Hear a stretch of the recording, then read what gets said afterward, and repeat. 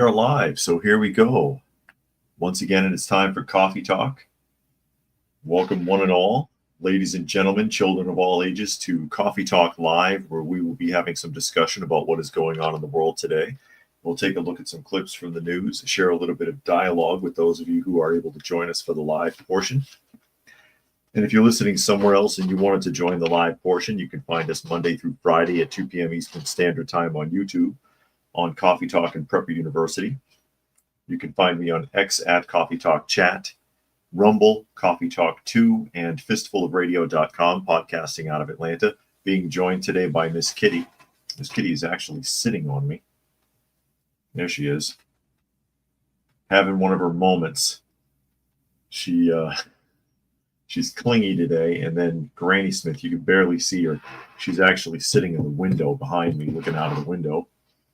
As we get ready to jump off here, naturally, I do read through as many of the comments as is plausible for the benefit of those of you who are listening and not able to see. And I'll go ahead and say hello to some of the people that have chimed in on the live portion.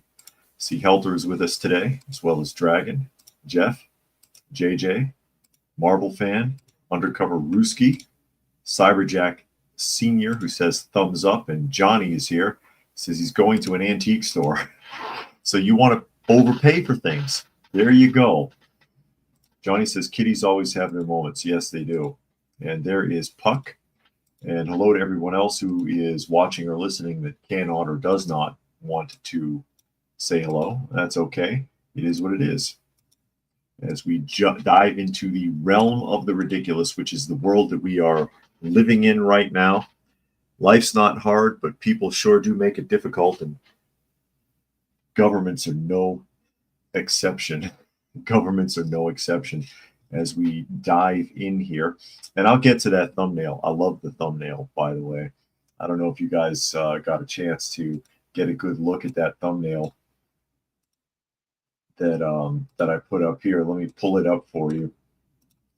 Let me pull it up for you so you can see the whole thing.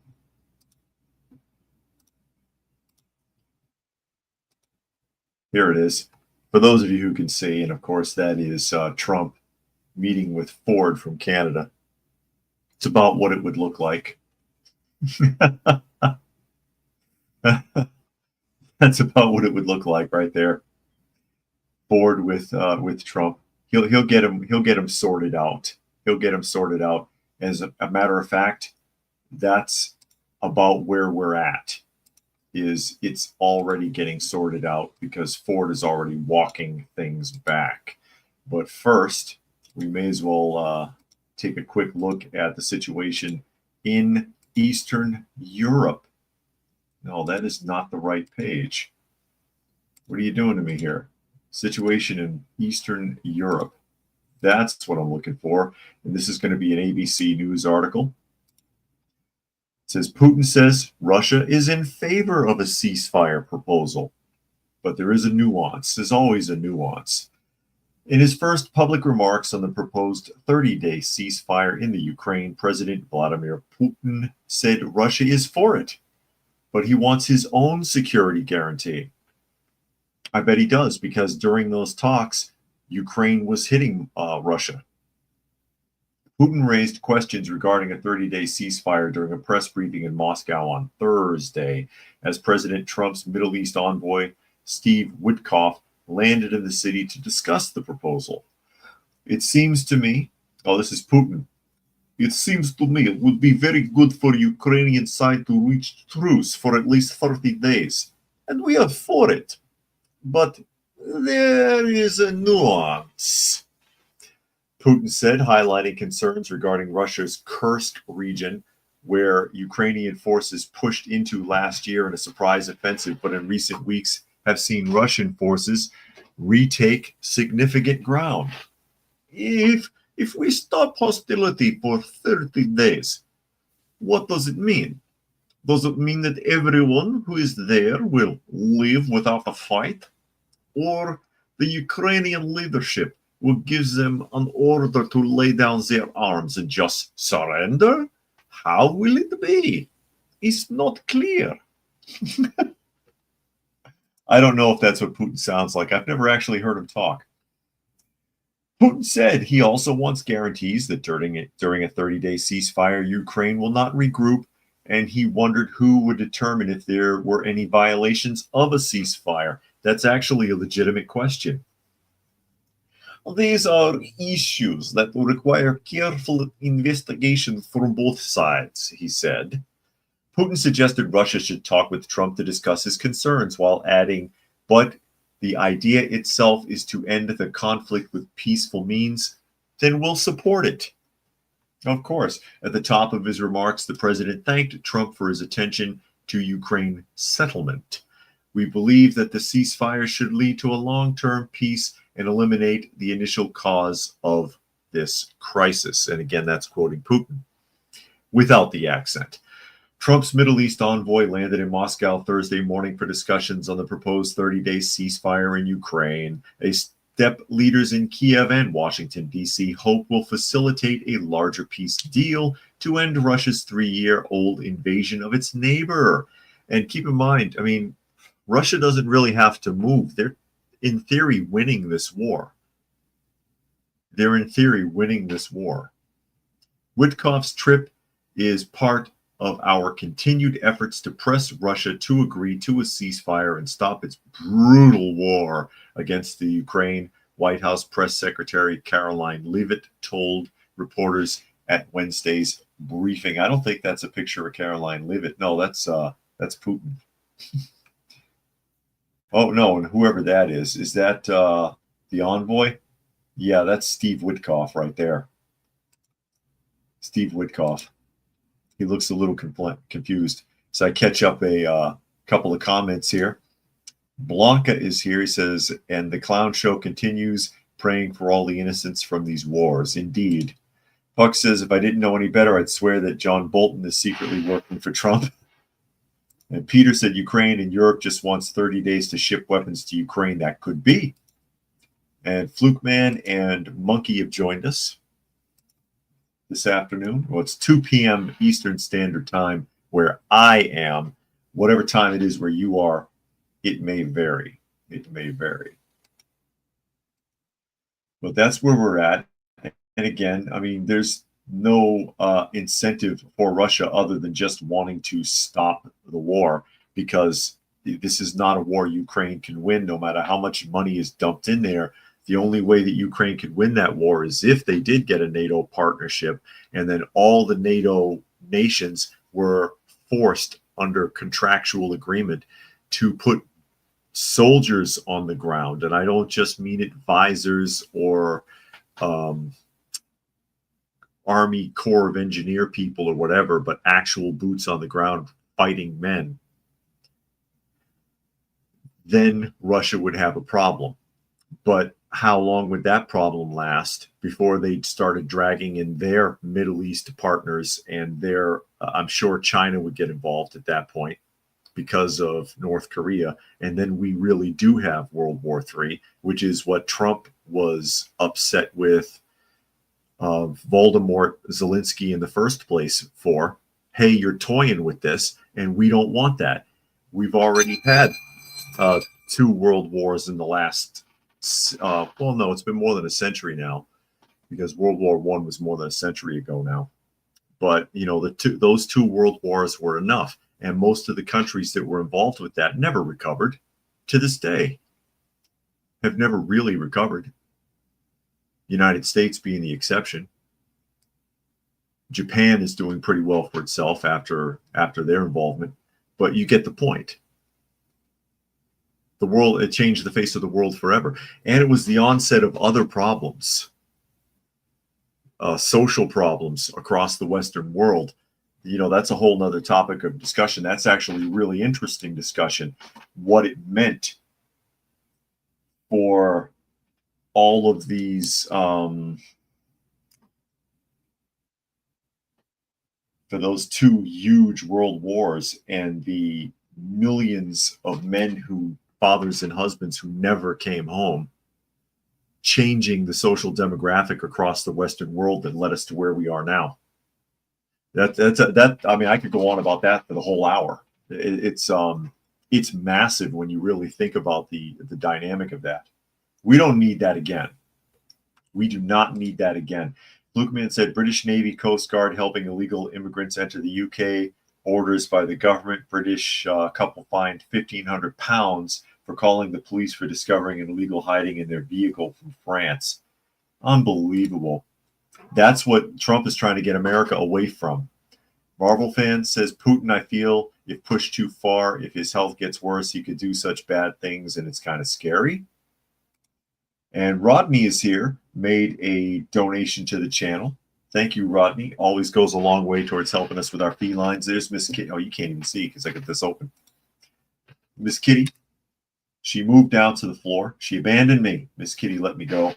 But Granny Smith is still, you can barely see her in the window. Just looking out the window. That's as close to outside as she ever gets anymore.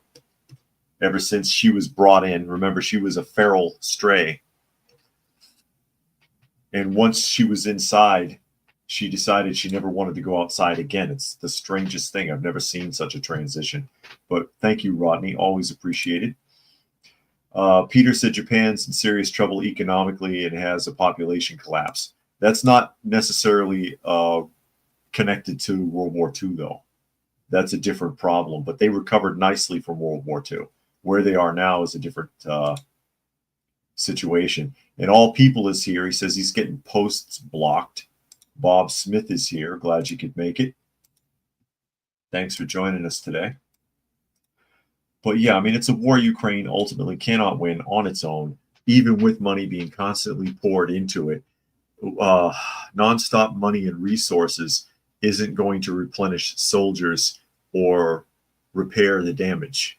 It's not. So eventually they're going to be worn out while everybody thinks they're going to fight a proxy war against Russia, which isn't going to happen. Again, I said it over and over. I beat that horse yesterday. You're not going to win a proxy war with Russia because it's not the Soviet Union anymore. That's how the Soviet Union was defeated in the 80s, but it's not going to work this time. It's a different Russia now. Very, very different Russia. But getting into our thumbnail. Getting into our thumbnail today. And I'll open that image back up again real quick. I'll open that image up for you guys because I just get a kick out of that. I get a kick out of that image. The meme of Trump with Ford. There he is. Don't worry, Ford. We'll change your diaper and we'll take care of you. It'll be okay. This guy, for all his chest pounding and bravado, he's already backing off. He's already backing off. So it really is kind of ridiculous. Rodney says the thumbnail is gold. I know. He's because that's about what it looks like, isn't it? Isn't that about what it looks like right now? I know I'm awful. I'm awful. It's all right, though. It's all right, though. We'll get into the actual story, and this is going to be a Daily Caller article coming up here. So we get going. Here we go. Daily Caller article. Canadian Premier bends his knee to the U.S. and apologizes to Americans after threatening energy price hike for millions. Oh, here we go. And here he is behind the podium with a little sign that says Canada is not for sale in English and French, which I think French is technically the official language, so the French wording should be on the top of the sign and the English underneath, correct? But anyway, Ontario Premier Doug Ford apologized to Americans on Tuesday after he suspended his 25% electricity surcharge that he initially said he would be relentless in pursuing. Yeah. Ford implemented a 25% surcharge on electricity to New York, Michigan, and Minnesota on Monday, but quickly rescinded the policy and apologized to Americans on WABC's Cat and Cosby radio show the following day. The tariffs were initially a retaliatory measure against President Trump's flurry of tariffs against Canada since he assumed office. Didn't he just make a blanket tariff pursuant? A flurry. Did he make like 900 separate ones? Canada is highly dependent on U.S. exports, economists told CNN, and the planned electricity surcharge would likely hurt Canada's energy industry more than it would hurt the U.S., although an estimated 1.5 million homes and businesses would have been affected. 1.5 million is not a lot. I know it's a big number, but when you're talking about how many homes and businesses there are in the United States, it's not a lot. It's not something that couldn't have been managed. And now here is Ford talking. I want to apologize to the American people. I spent 20 years of my life in the U.S., in New Jersey, in Chicago. I love the American people. I absolutely love them. I am quoting, by the way. Secretary Lutnick and President Trump are brilliant business people. They are hard negotiators. We need to put this behind us and move forward and build the two strongest countries in the world.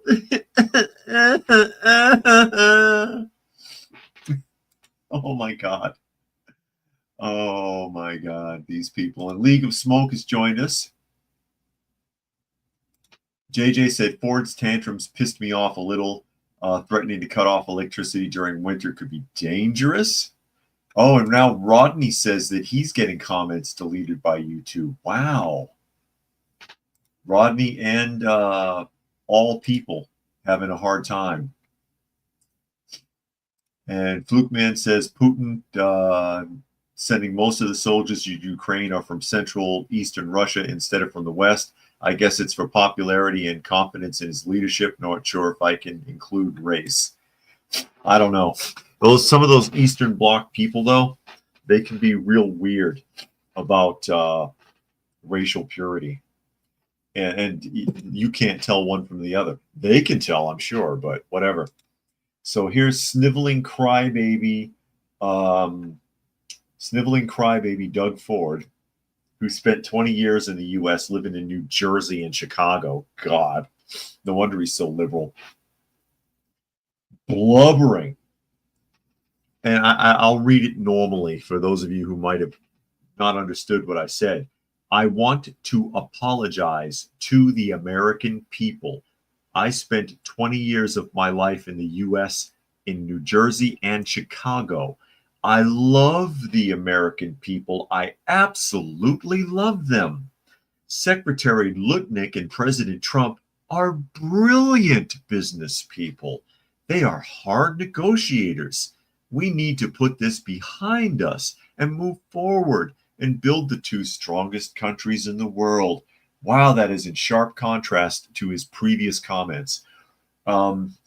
Let's take a look. Here's what he said the other day. We will not back down. We will be relentless. I apologize to the American people that President Trump decided to have an unprovoked attack on our country, our families, our jobs. It is unacceptable. So he goes from like evil scientist living under a volcano speech to sniveling crybaby speech. It's pathetic. Oh my God. And Puck's QZ, oh, me, I'm not doing it. I'm not deleting any comments. He says, stop deleting comments. Yeah, that's YouTube does that automatically. I don't know if I can delete comments through the StreamYard, actually. I don't know if I've ever had to do that. Raccoon is here, said they've had comments deleted. Wow. WCM says persecuting Christians in Syria. Spelled that wrong anyway. Oh, my comments are also are so censored way worse than most. Okay. Kimberly is here. John is here. Cat Shepherd. And Rodney's talk says that his comment was about an armed conflict at the age of typical infancy or infantry in that conflict and the tragedy of squandering the youth of a nation. I understand. And Johnny said, world's best unpaid voice actor right here, voicing the channel. Well, if anybody knows how I can get into voice acting for real, I know there's videos about that subject on YouTube, but they all want you to buy something. So they're not really helping you. And Monkey says he guesses that Ford got Rand. Yeah, Marvel fan. I'll get you, Mr. Bond. You expect me to talk? You remember Goldfinger? He's strapped to the table. You expect me to talk? No, Mr. Bond. I expect you to die. What about Operation Grand Slam? Oh, a word you may have heard in passing. And Kimberly made a donation to the channel. Thank you, Kimberly. Super sticker, it says. Always appreciate it. Again, we take care of a lot of felines, and people make donations primarily for the cats.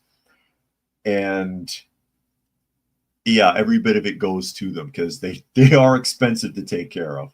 But I love it. I love them, though, and I appreciate you guys for helping. I appreciate you guys for helping. And Rodney made another donation to the channel. Thank you, Rodney. Goodness. Thank you so much for all the help. I still got, no, Granny Smith has left the office. I've just got Miss Kitty, and that's it. I've got Miss Kitty, and that's it. But there you go. I mean, and Trump, of course, he says Canada is a tariff abuser and always has been. The United States is not going to be subsidizing Canada any longer. And that's a quote again from Trump, which they have been. They've got crazy tariffs against the United States. Puck said Goldfinger, a classic. I believe that was the third Sean Connery Bond film, right? Goldfinger? Was that the third one? Because Dr. No was the first one. The guy with the mechanical hands. But yeah, Goldfinger was a classic. And then I think his best was probably Diamonds Are Forever, which would be the sixth film after after the studio tried to replace him with Lazenby. See, now you brought me down a rabbit hole. Lazenby was in the sixth film on Her Majesty's Secret Service when Telly Savalas played Blofeld, and they taped his earlobes back because Blofeld wasn't supposed to have earlobes. So you never see the back of Telly Savalas' head because he's got Scotch tape behind his ears. So Connery did 5. MGM couldn't stand Sean Connery, so they got rid of him, replaced him with Lazenby, and Lazenby felt inferior, and so he quit. He quit. He only did ever the one film, again, on Her Majesty's Secret Service, where he reads the Playboy magazine, which was the February 1963? No, not 1963. But anyways, big rabbit hole there. It was a February issue, I think. But he, at the very beginning of that film, if you were watching and you remember, there's a scene where he gets into a big fight saving a woman from trying to drown herself. And she takes off in the car, and then he whips around, breaks the fourth wall, looks right at the camera and says, well, this never happens to the other guy or the other fella, right? This never happens to the other fella. That made him feel inferior, that he had to address the fact that he wasn't Sean Connery. He never did play the part again. Connery came back for the sixth film, Diamonds Are Forever, which is probably his best. And then MGM got rid of him again and brought in Roger Moore for Live and Let Die, which was probably Moore's best Bond performance. Fantastic chase scene in that film too, with the boats in Louisiana and Sheriff Pepper. What are you, some kind of doomsday machine, boy? That guy was incredible. Raccoon liked Roger Moore. Well, he was great for the part because he had been the Saint on the TV show. It was almost the same thing. Brian said Screwtube's deleting his comment. Good Lord, guys. Anyway, and Puck said Lazenby had no acting background. He watched a documentary about it. He had limited acting background, right?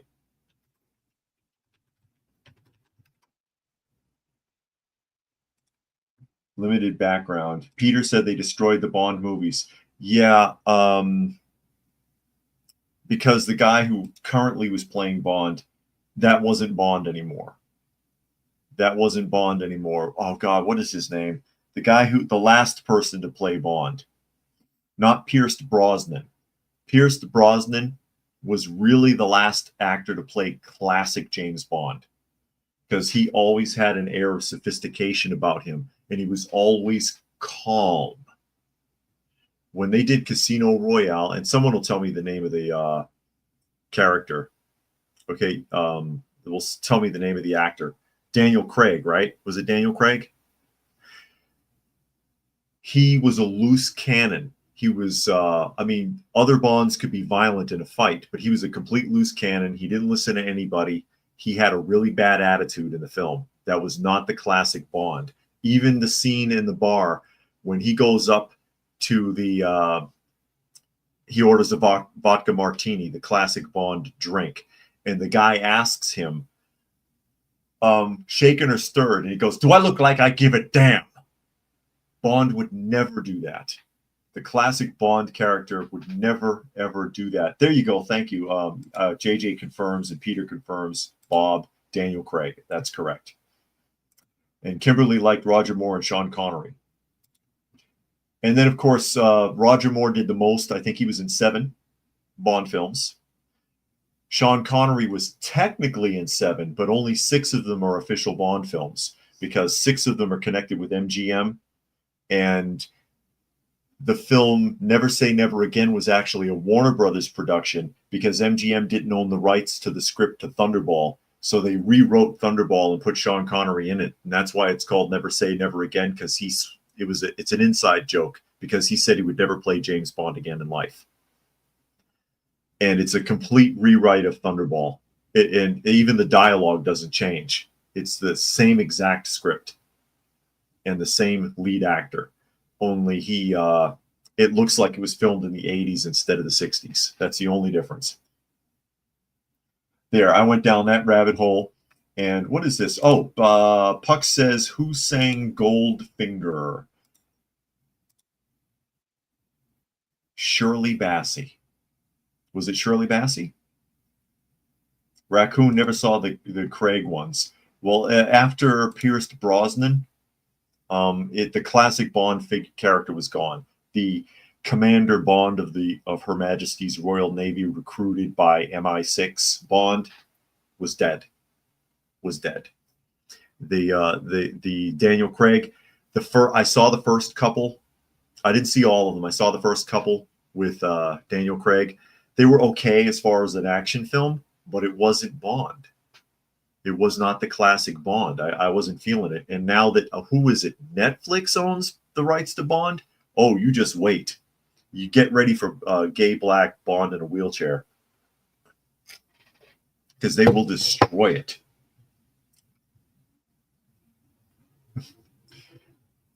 All people wanted to know why they didn't like Sean Connery, because he was always bickering about money, if I remember correctly.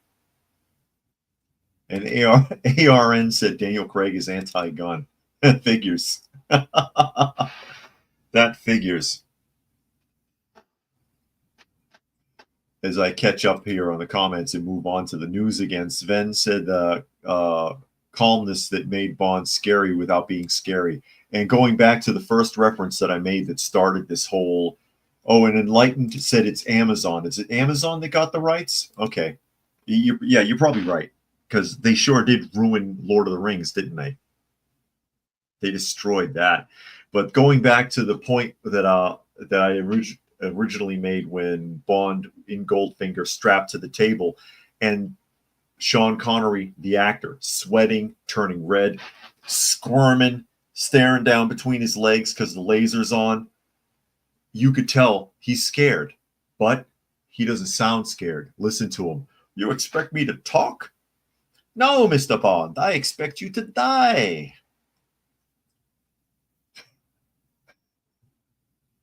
So there we go. There we go.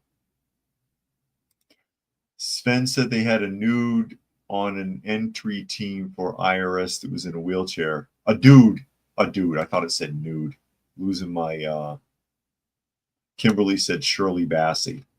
Yeah, the singer? Okay.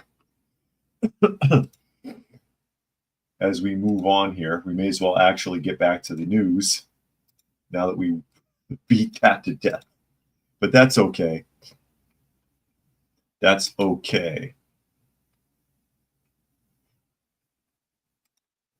As we get into the next article, in case anybody was wondering how this was going, and this is an ABC News article just letting people know. ICE arrests over 32,000 migrants in the U.S. illegally in the first 50 days. And again, these are high profile. They're not just arresting anybody, but in case anybody was wondering if they were actually doing this. So 32,000 in the last less than 2 months, 32,000. And they were high profile arrests. They've been tracking down the special interest immigrants or special interest migrants that were allowed into the country without being vetted. People that when they arrived at the border, they knew they were criminals. That's how they've been finding them, because they have warrants or they're being watched anyways. Kimberly said Sean Connery was worth every penny and then some. It says Immigrations and Customs Enforcement has arrested over 32,000 migrants who are living in the United States without legal status since January 21st, a day after President Trump was inaugurated, according to the Department of Homeland Security officials. Those numbers include a large arrest made by ICE, arrests made in the criminal alien program, and a partnership program called 287G. In the first 50 days of the Trump administration, immigration officials arrested over 14,000 convicted criminals, 9,800 migrants who have pending criminal charges, 1,155 suspected gang members, and 44 foreign fugitives, according to senior ICE officials. An on-call group of reporters on Wednesday, senior ICE official called the remaining 8,718 immigration violators. During previous interviews with ABC News and other outlets, ICE has referred to these arrests as collateral damage, people who are not necessarily the target but got swept up in the process. That is basically the old birds of a feather scenario, where they found their special interest alien who had warrants anyways or whatever, and they were with other illegals that may not have necessarily been on the watch list, but they got taken away anyways. They became a person of interest. It said, we ended catch and release, and we have returned ICE to its core mission, which is arresting people who violate immigration law. Secretary Noem and I are changing the culture of ICE to one of action and accountability, and that is current acting director Todd Lyons from ICE. ICE also said it maxed out on detention facilities with approximately 47,000 beds taken, and the official said ICE is growing potential space through partnership with the U.S. Marshal Service and the Federal Bureau of Prisons. It is also pushing Congress to act and provide more funding for its efforts. So that's where we're at. I know that as of October, because we read, look at that comment, because of the article that we read, I believe it was in last October, that they had allowed in something like, what was it, 72 or 74,000 special interest aliens. And if that, again, that is people who came through the border that when they checked them, they knew they were criminals that should not be allowed in the country, and then released them anyways. And so if that's this same group, that means that they've caught, and I know that some people got caught up in it, at least a third of that number have been found so far. That's not bad for the first, for less than 2 months on the job.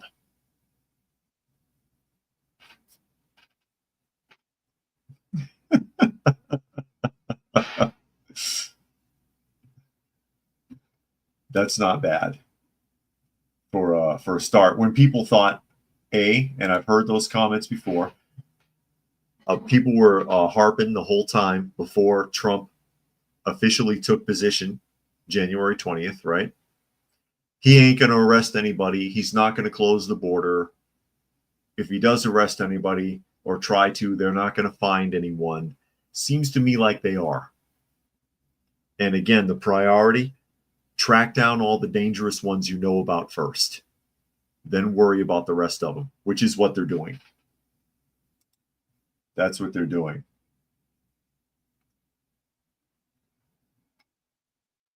And Flukeman said, didn't ICE raid an Amazon warehouse? That sounds familiar. That sounds familiar. And Monkey says, I want to press X on doubt of being a longtime subscriber. You know, people just say anything, unless he was just being sarcastic. But I get that all the time in the comments section on videos. Like, oh, I'm unsubscribing from the channel. And I don't even recognize the person. I don't know, who the hell is this? I don't know if you're a subscriber or not. I don't know if you just stumbled over the video and just decided to say something. Because people just say things. People just say things. As we move on here, all people says, what comment? I have no idea. No idea. Any number of things that I could have said at any time. But that's that's just how it is. And you know, people will say that. They love telling you in the comment section they're unsubscribing. Okay. You know, what do you want me to do? What do you want me to do? Be like George Costanza? I've mentioned that one before. George Costanza, when Elaine's boyfriend told him to step off. Oh no. Please, don't.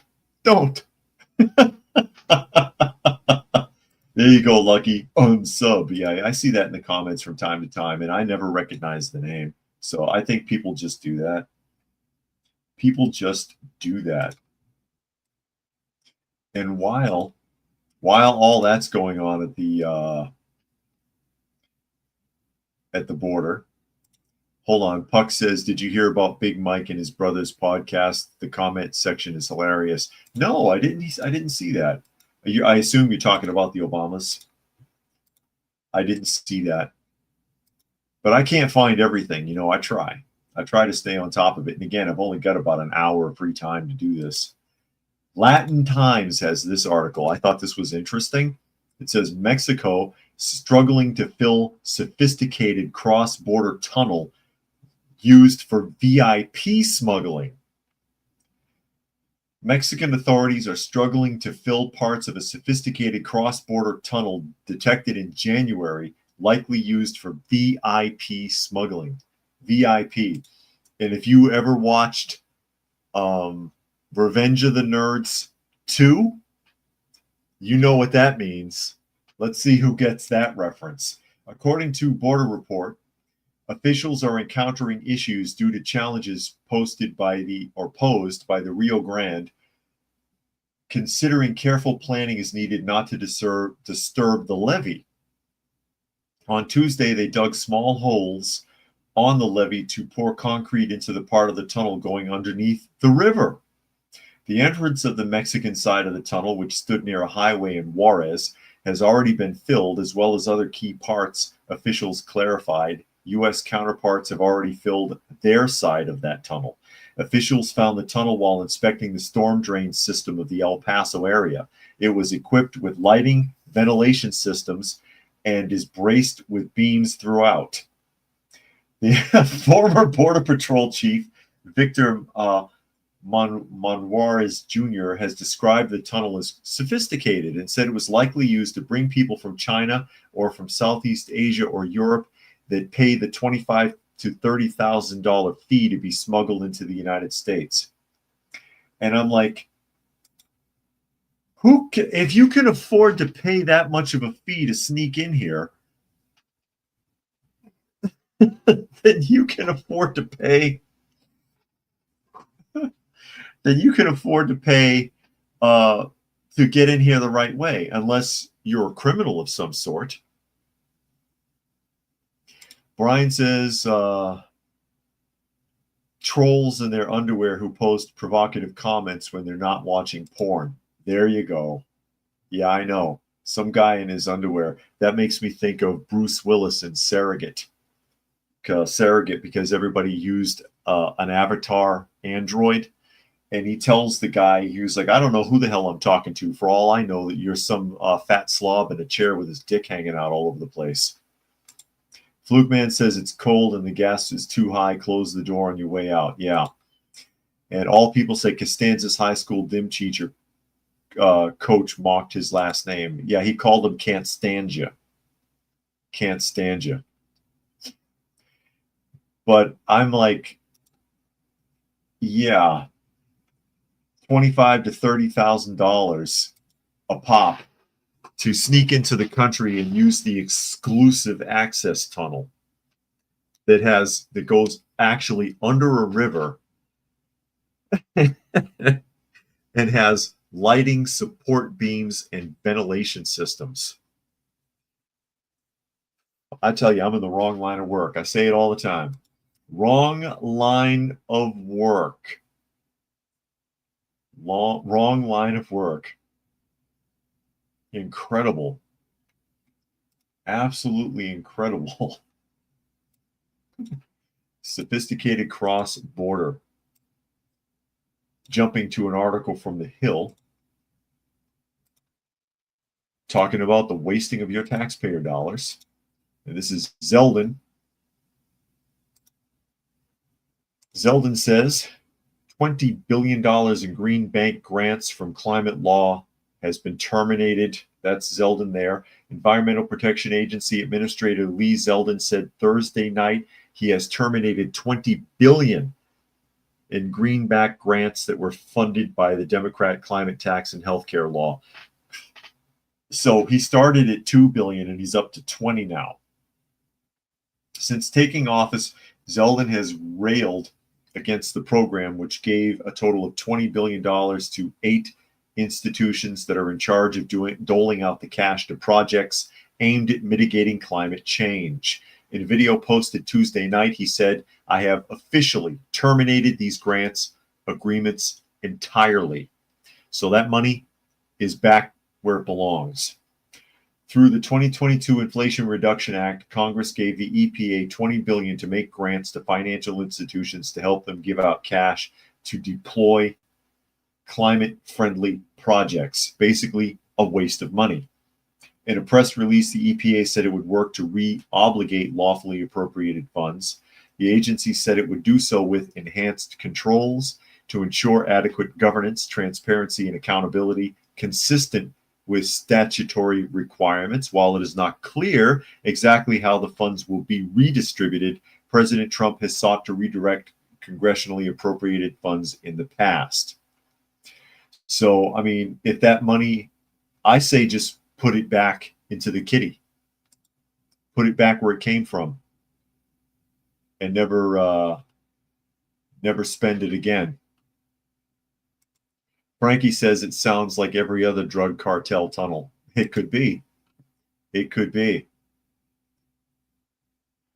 And Tuck says, I've never seen Joe Green here before. How long is long time? Who knows? I mean, he could have just popped in for like 10 seconds just to stir the pot.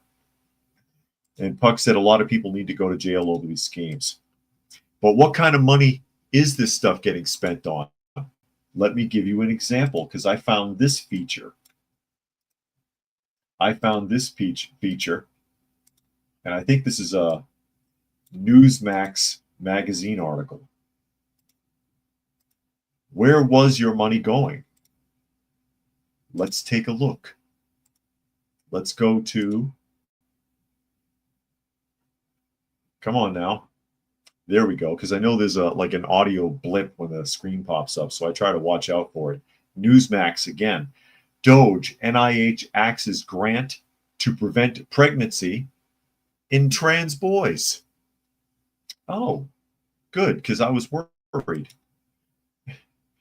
The Department of Government Efficiency announced that the National Institutes of Health has canceled more than 2.1 billion in grants, including one for 620,000 involving a teen pregnancy prevention program for trans boys.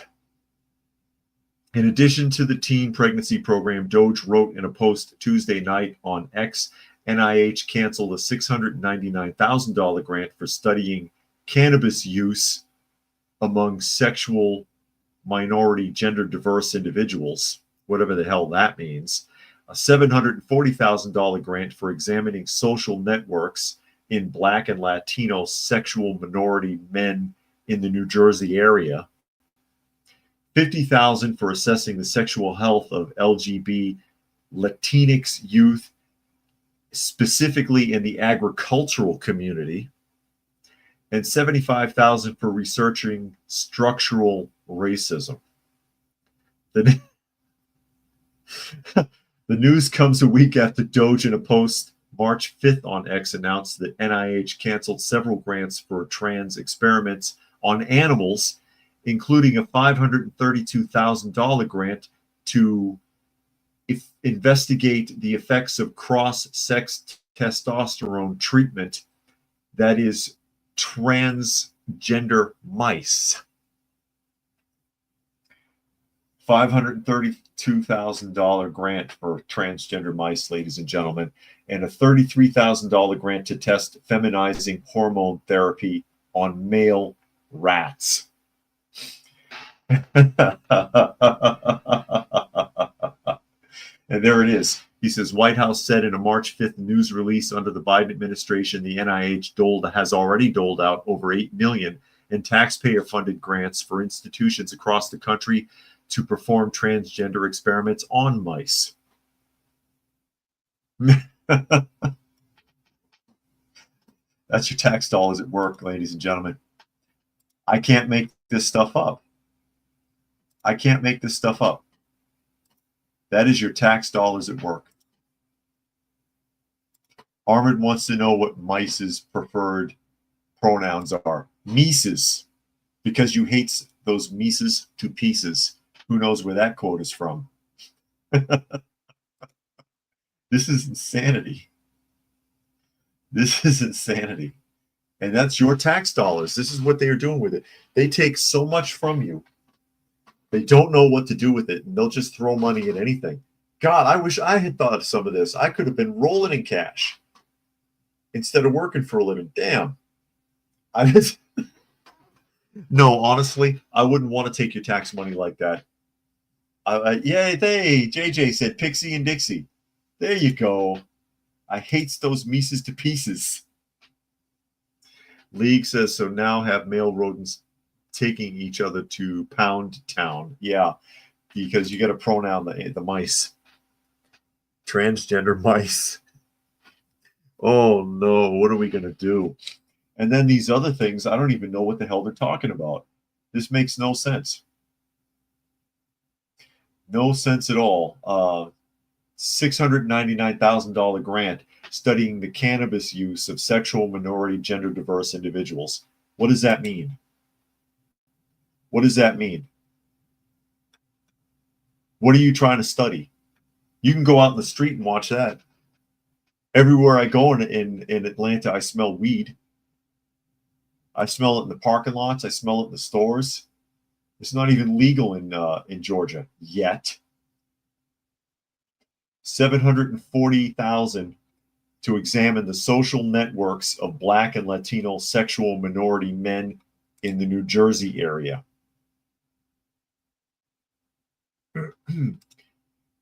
Puck says, yeah, but David, everyone does it. No, they don't. That's never listen to that. It's like, oh, everybody tried cigarettes. No. Everybody watches porn. No. It's not true. You can't, a lot of people might, but not everybody. You can't say everybody. I'll put that up from all people. Hopefully he won't get in trouble. Oh my God. This is where your money's been going, to insanity like this. and $620,000 for teenage pregnancy prevention program for transgender boys. I got a secret to tell you. They're not going to get pregnant. There doesn't need to be an anti-pregnancy program. If you've gone through that process, your genitalia don't work. You will never have a child or impregnate anyone. It's not going to happen.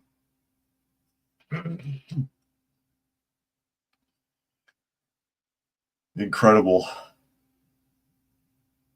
Puck says, I wonder if Cosmo Kramer got a grant for Kramerica. He could now.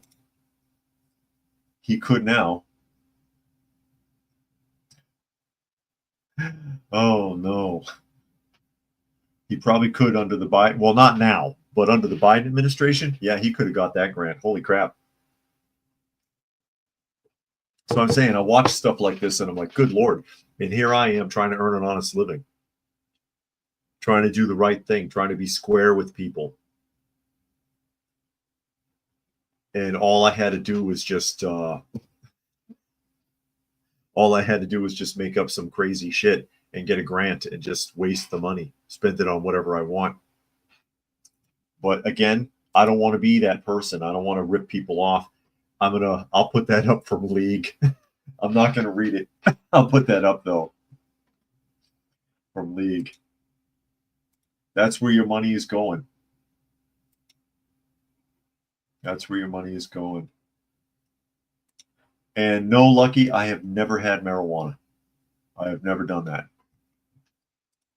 All people wants us to ban the legalization of marijuana. Well, they want to make it legal everywhere because it's a sin tax. Same reason why they legalized liquor and then gambling, because the states can rake in a fortune from it. There's a lot of money in the idea of taxing those sorts of things.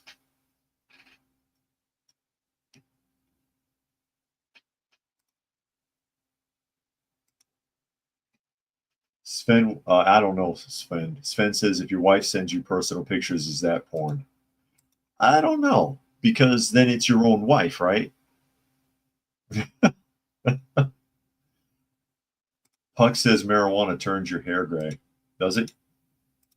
Does it? I don't know. I wouldn't know. Oh, and MSNBC, a last-ditch effort to save the network. Lucky says, I'll smoke this for you then. Be my guest. I can't tell you what to do.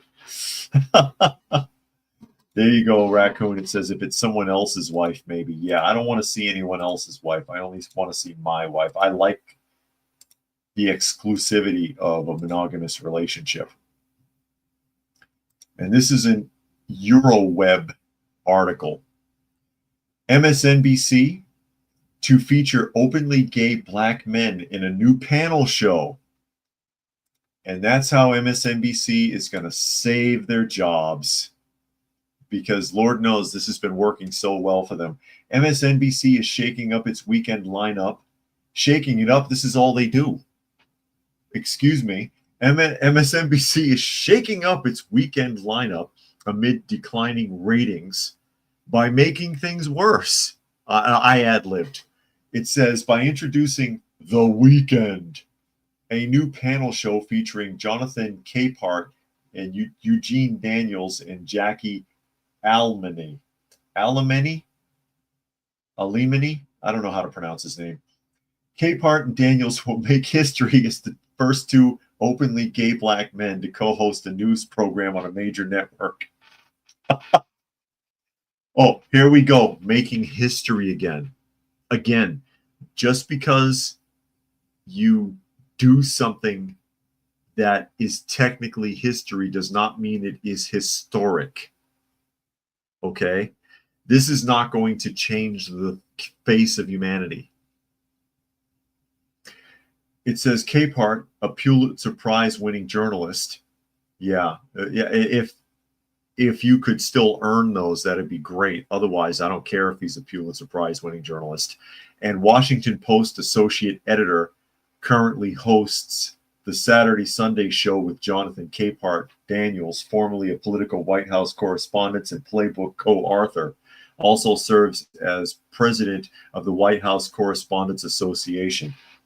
MSNBC recently named him as its new senior Washington correspondent.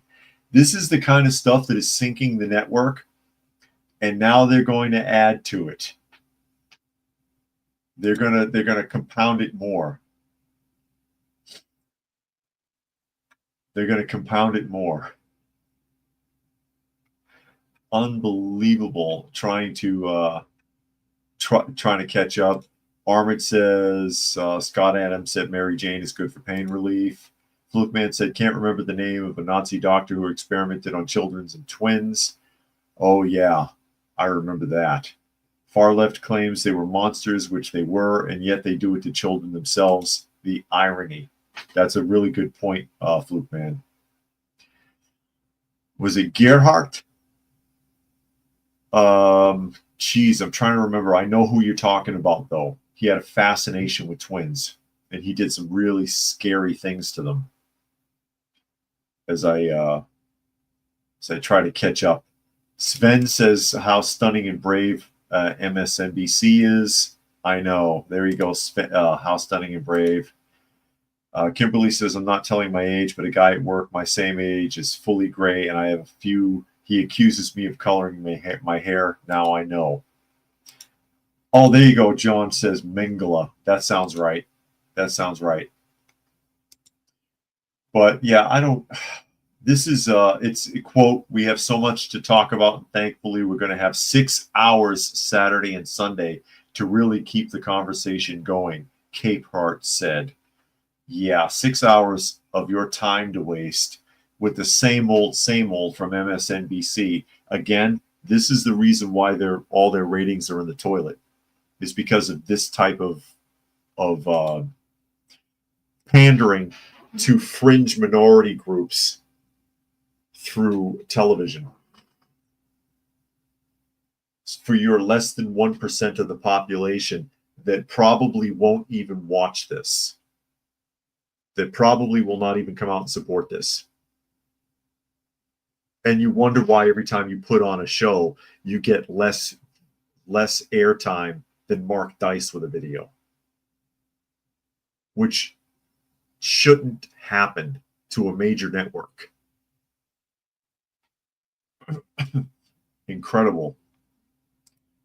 JJ says, like I want to dedicate 6 hours of my time for this. No thanks. No kidding. And yeah, bringing up Mengele, the thing is, and you make a good point about that, about how, yeah, they're basically doing the same thing again. Okay?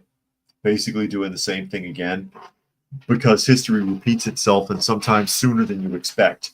Like, and I've brought it up before, the seduction of the innocent, or from the comic books, from the golden age of comic books, where they created the Comics Code Authority because a psychologist who wrote a book, Seduction of the Innocent, was able to convince Congress in a congressional hearing that comic books are what was corrupting youth.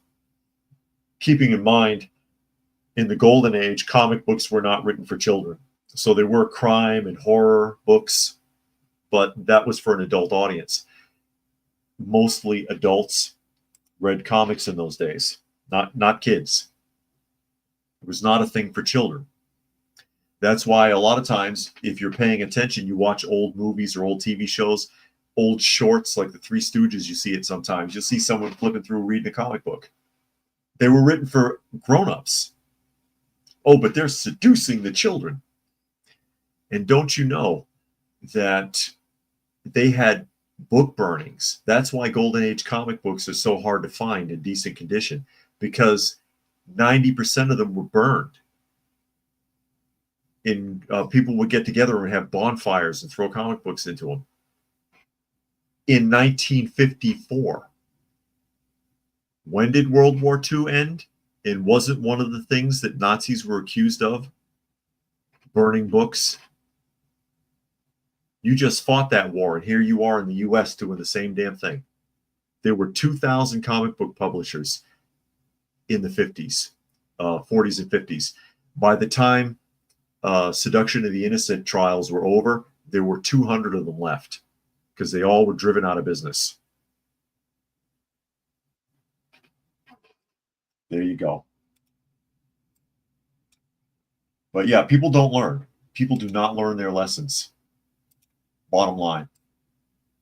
They don't learn from history, even when history was right behind them.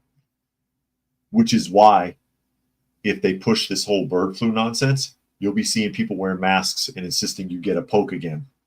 That quick. Even though they now know that the last time around, they were scammed. They know it now. Most people. But they'll do it again. Because they're stupid. People are not that smart. But let me jump to the debt clock here really quickly so we can see where we are at. And the Doge clock projection is currently $196 billion clawed back from programs like the ones that we just read about a few minutes ago. Experiments on trans mice and such. Crazy things that don't need to happen at all. Waste of your taxpayer dollars.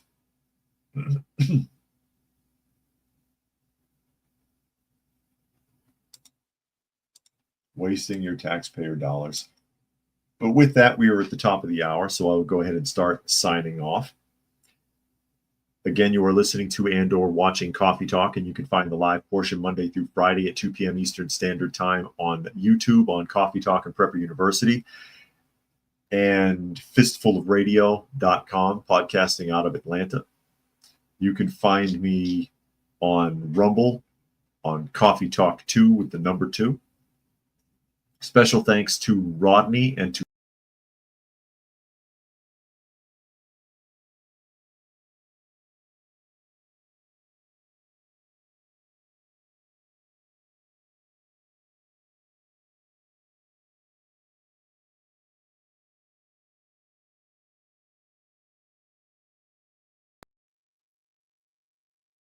holy crap.